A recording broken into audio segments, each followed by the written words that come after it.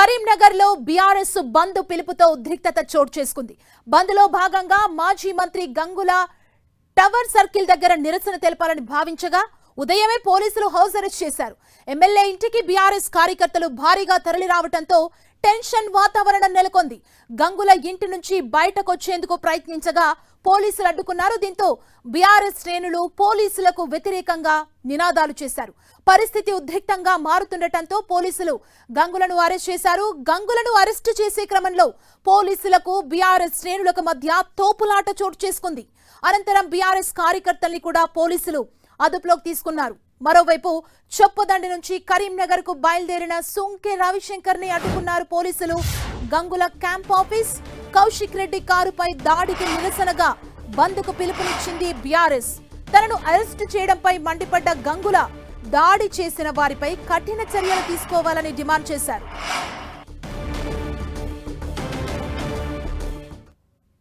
Karimnagar MLA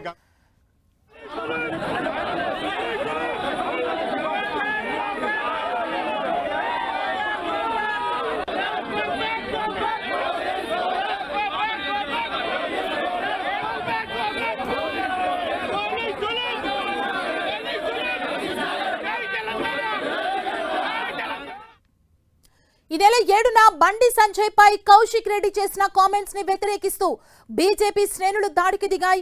Gangula camp office పై దాడి చేసిన BJP కార్యకర్తలు కౌశిక్ రెడ్డి కారుపై కర్రలు, రాళ్లతో దాడి చేశారు.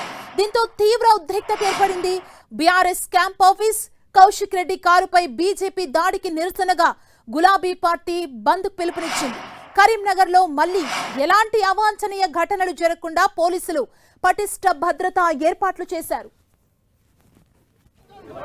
మేము బయటకు వెళ్తే అరెస్ట్ చేస్తుండ్రు, ఇంతమంది క్యాడర్ అరెస్ట్ చేస్తున్నారు కాబట్టి అరెస్ట్ చేసా మంచిదే, బంద్ కొనసాగిస్తాం. అరెస్ట్ చేసిన మంచిది, భయపడము.